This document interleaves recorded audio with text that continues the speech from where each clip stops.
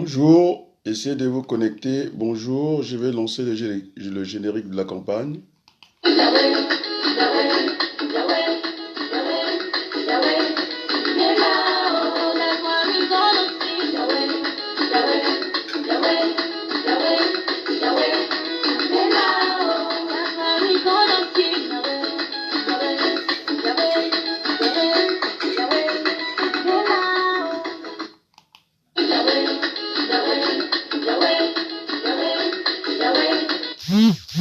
Essayez de vous connecter. La promesse est une dette. J'avais promis, en tout cas, une fois arrivé à Creil, pour avoir ce débat politique, quitte à faire le monologue, parce que en face, nous n'avons personne. Donc, j'essaie de mettre le générique le temps que vous vous connectez. Merci. En tout cas, je n'ai pas d'autre choix.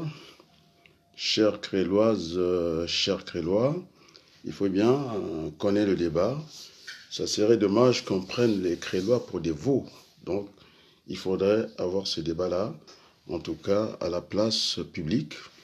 Maintenant, les arrangements des bas escaliers, on ne peut pas l'accepter. Lorsque Creil est en difficulté, c'est-à-dire quand il y a des incidents, on ne voit pas le fameux député, et peut-être les députés de Creil, il n'y a pas que le maire, il y a toutes ces personnes-là, les têtes de liste, nous devons prendre la parole unanimement de condamner ces genres de bêtises, parce que ça dessert notre ville. Et donc j'avais promis, dès que je rentre à Creil, je me suis fait le plaisir de lire un peu les contradicteurs en face, il n'y a rien. Et c'est dommage. Donc je lance un peu le générique, le temps que les gens se connectent.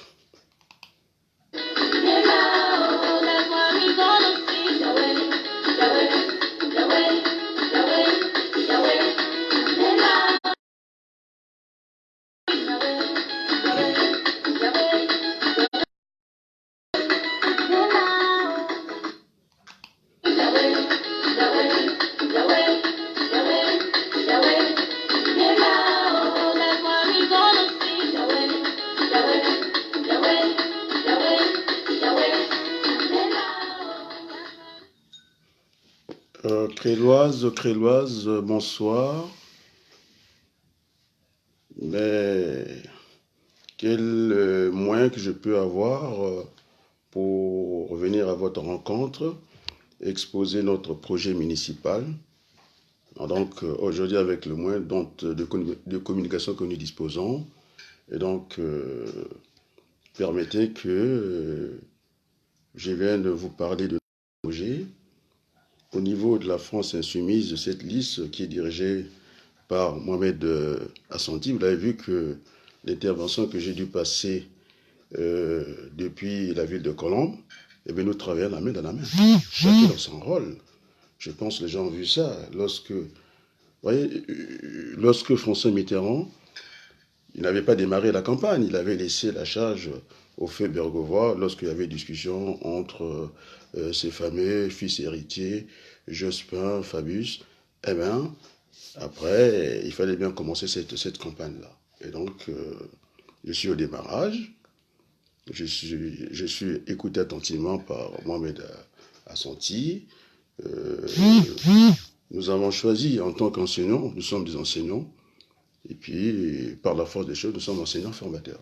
Donc des pédagogues, des gens qui ne viendront pas mentir à la place publique.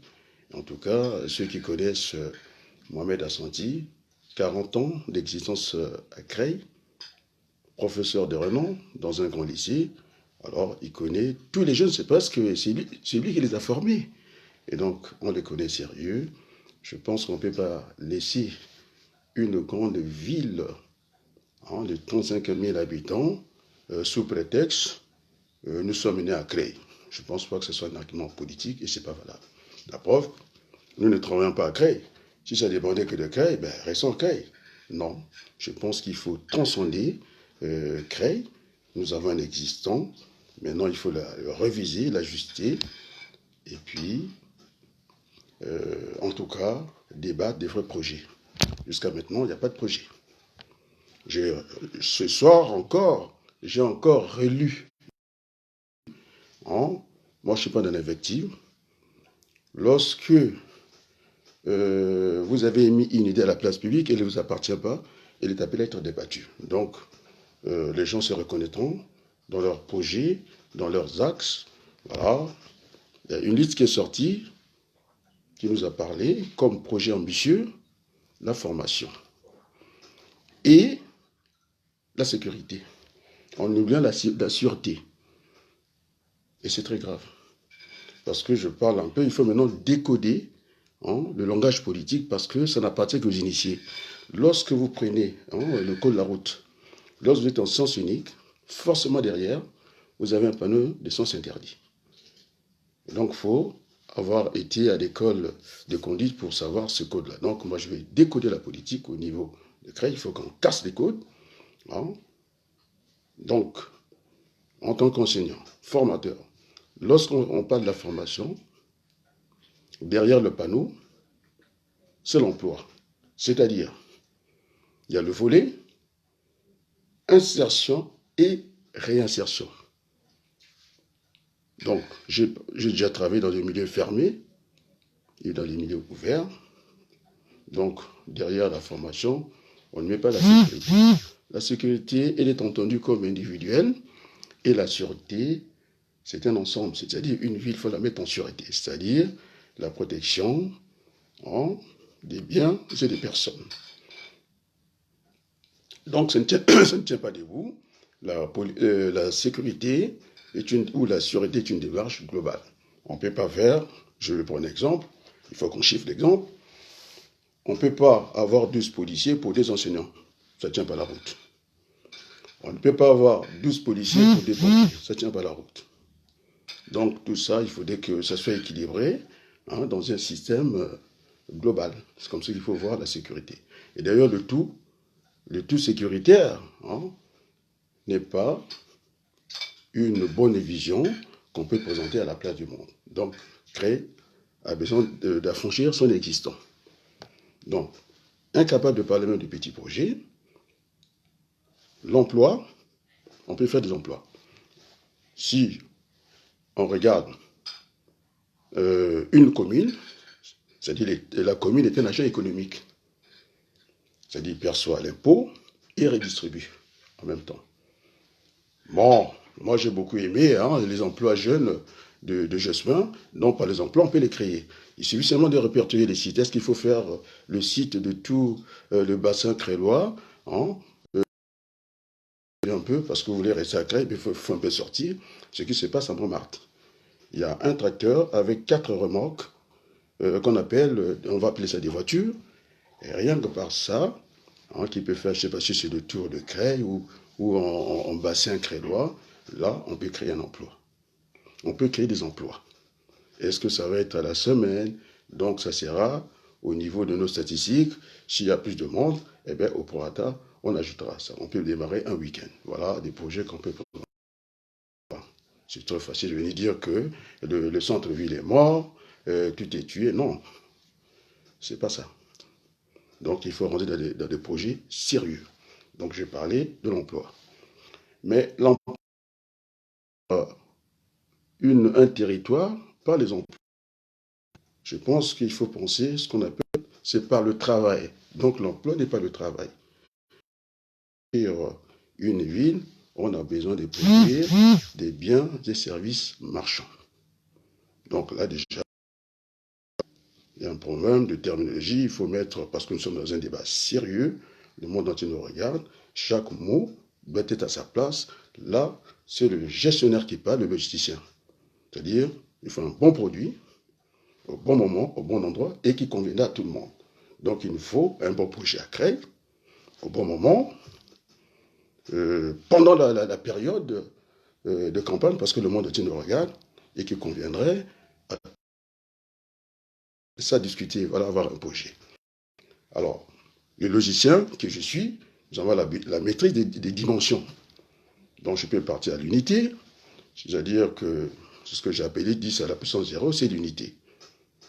C'est une mesure pour le débat, au moins politique. Et à quoi on assiste aujourd'hui? Même pas des dans le nano-propos. C'est-à-dire, on prend un monsieur dans le quartier, Eh bien, il vient, on le filme 2 secondes, 3 secondes, il dit que je suis avec un tel. Ça, c'est pas un projet, c'est du débauchage, c'est pas un projet, ça n'apporte rien. J'ai dit, si vous prenez la sécurité, la formation qui est l'opposé de la sécurité, plus ces débauchages, c'est ce que j'ai appelé la politique de la somme nulle, donc c'est zéro, ça n'apporte rien. Donc voilà les idées que nous sommes en train de mettre. Il y a un avis quand même, en tout cas la Chambre régionale de comptes n'a pas cessé de donner des avis concernant notre ville. Bon, celui qui est actuellement au fauteuil de maire, il peut déjà envisager peut-être une sortie par le haut. C'est ce que je disais. Bon, on peut me dire ça, le Sénat, hein, c'est un recyclage de députés, et donc il n'y a pas besoin d'avoir une forteresse ici. Je pense qu'il y a l'usure du pouvoir, et que le changement a besoin des hommes nouveaux, parce que ce sont des hommes qui incarnent le changement. Et quand on n'a pas un projet, on ne peut pas se targuer de venir diriger une grande ville. Vous vous rendez compte des 35 000 habitants et que nous tournons en rond. On n'a pas besoin de tourner en rond. Hein. On a ces privilèges géographiques d'être en tout cas la banlieue de Roissy, pour ne pas parler de l'île de France. Il n'y a pas que la banlieue, nous avons des atouts géographiques sérieux par la population et par la proximité de l'île de France. Alors tout ça, ces atouts, on a préféré avoir un discours vulgaire, violent. Hein. Ils ne savent pas que si on n'explique pas à cette jeunesse que nous avons besoin de la police, pourquoi faire la police? C'est pour la sûreté. La sûreté. Un homme d'affaires, il ne peut pas venir dans une ville où il n'y a rien. Il doit avoir la police, il doit avoir les sociaux, les centres médicaux, les cordonniers. Nous devons avoir tout ça pour l'attraction des hommes d'affaires. Mais non, il n'y a pas que des hommes d'affaires qui peuvent enrichir un pays, parce que je venais de dire que l'État est un agent aussi économique, hein, qui a des ressources, et qui a aussi des dépenses. Et donc, bon, on dit qu'en France, les prélèvements obligatoires sont très élevés. C'est ce qui nous donne un système de protection, en tout cas universel, en tout cas envié dans le monde entier, hein, cette protection sociale. Comment est-ce qu'on collecte l'impôt? Il faut qu'on explique aux Français ce qu'on appelle le prélèvement obligatoire, c'est-à-dire vous avez le revenu par le capital, c'est-à-dire ça sous-entend derrière, c'est la TVA sur le produit intérieur brut, c'est ce qu'on appelle. Donc nous allons démarrer ici à Creil avec une politique à deux pieds.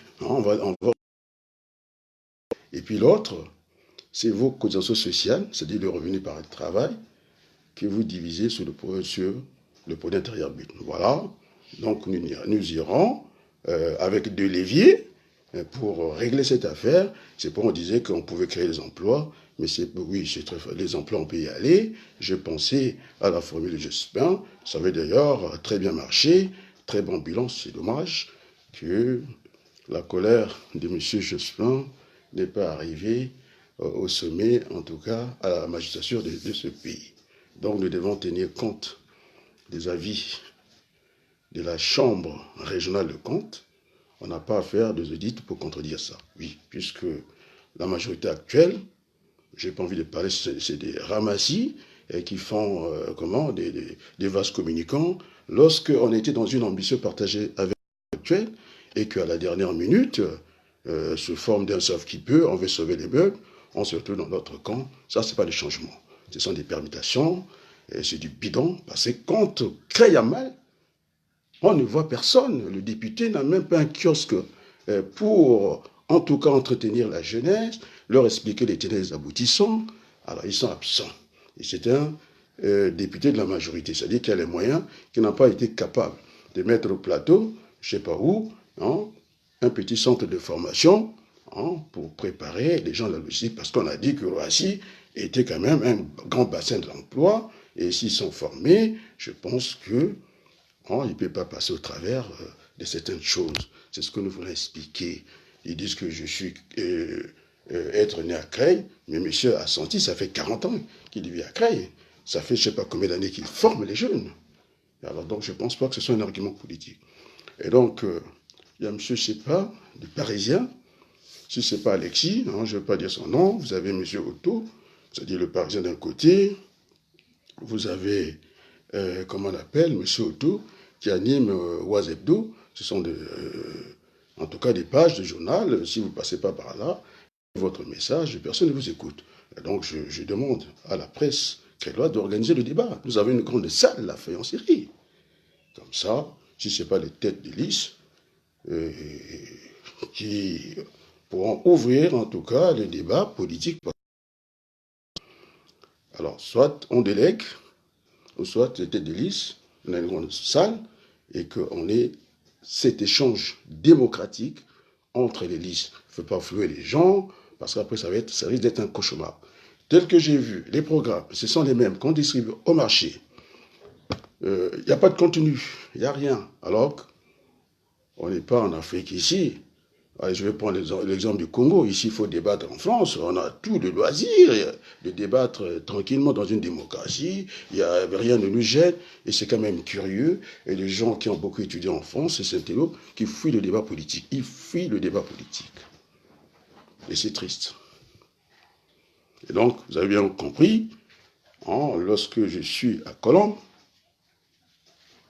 oui, j'ai demandé, je l'ai dit à... C'est pourquoi j'ai libéré ma page pour ne pas la confondre avec la page officielle de la France Insoumise. Hein, ça a été discuté entre moi et Mohamed Assanti pour ne pas mélanger les pinceaux, parce que de temps en temps, ça venait un peu de partout. Et donc, je suis un homme libre, j'ai voulu reprendre cette indépendance, parce que dans la France Insoumise, ils ont créé Insoumise, il n'y a pas que les gens de la France Insoumise. Moi, je collège, hein, parce qu'on est en décollège du collège des citoyens.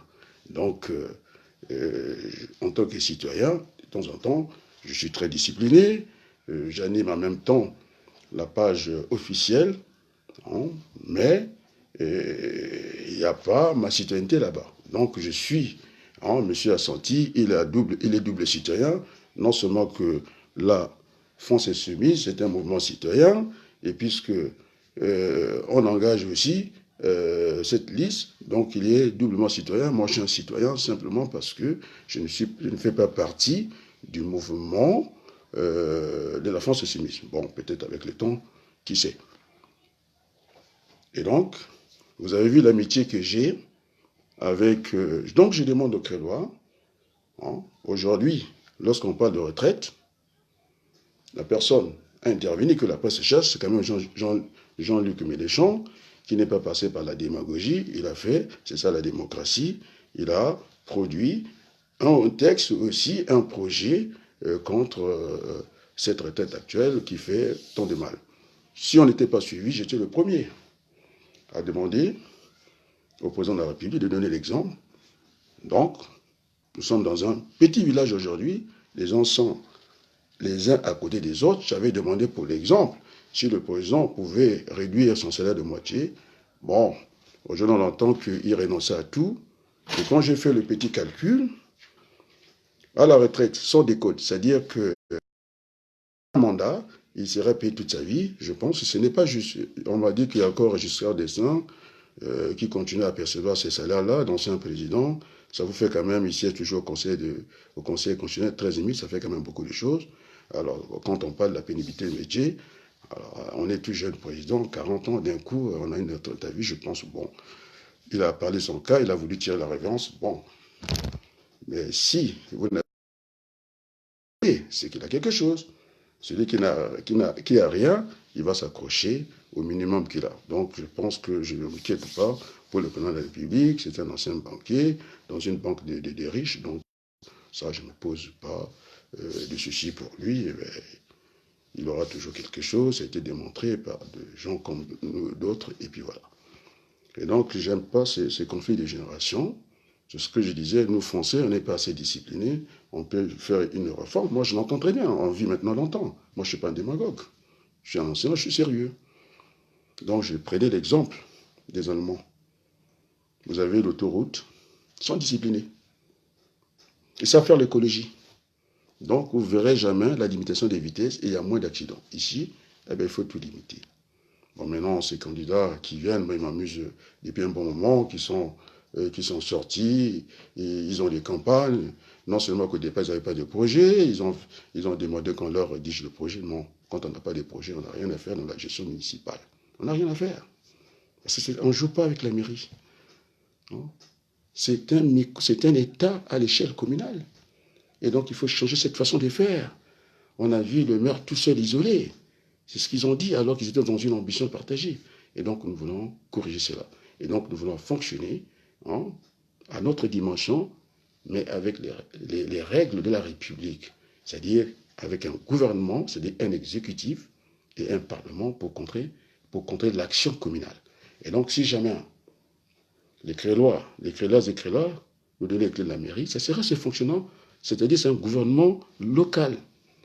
Le maire et le président du conseil municipal, avec tout ce qui suit, un premier adjoint qu'on pourra confondre avec un premier ministre, et puis, comme ça fonctionne, c'est la République, eh bien, nous remettrons la commission du budget, de finances et budget, dans les rôles de l'opposition pour donner des gages à la Chambre régionale des comptes et aussi aux futurs investisseurs que nous allons respecter ce qu'on appelle la discipline budgétaire. Voilà le débat.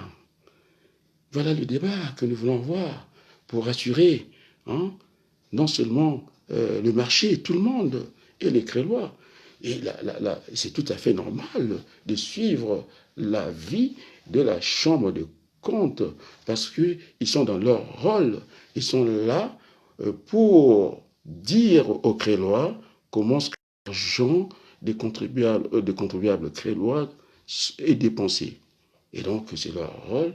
On n'a pas envie de venir contredire cela.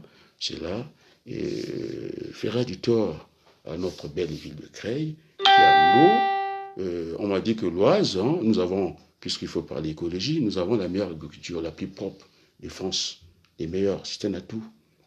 Ça à mettre en avant. Creil, une ville médiévale, ça à mettre en avant. Creil encore quoi? Sa proximité. Et donc, lorsque nous aurons les clés de la mairie, la première chose, il faut observer. Ce sera précédé dans l'audit de voir le budget, parce qu'on dit qu'on va créer des emplois. Est-ce qu'on a mis trop d'argent dans la publicité, dans la communication de la mairie? Est-ce que ça valait le coup de rectifier un peu ici et là, de façon de créer des emplois? Bon, pas des emplois pérennes, ça viendra par le travail. C'est-à-dire, nous allons demander aux entreprises de venir s'installer. Est-ce qu'il faudra observer à un certain moment une pause fiscale? En tout cas, j'aimerais poser la question à Cédric, qui travaille dans les finances, et qui est contrôleur au niveau des impôts. Et donc, on aura d'aller sur les deux leviers, c'est-à-dire la fiscale et la parafiscale, c'est-à-dire par le revenu du capital et du travail, ce que j'ai appelé par le Parlement applicateur. Donc l'État a des ressources, c'est un agent économique, et donc il faut qu'on montre le chemin. Lorsque un pays est en crise, je n'ai pas envie de vous rappeler l'histoire de John Maynard Keynes, qu'il fallait relancer l'économie par la dépense, par la consommation des investissements. Donc nous pourrons faire ça à notre échelle pour faire venir, en tout cas, les hommes d'affaires. Donc il ne faut pas qu'il y ait cette tension à Creil. Bien au contraire, nous sommes dans les mêmes terres que...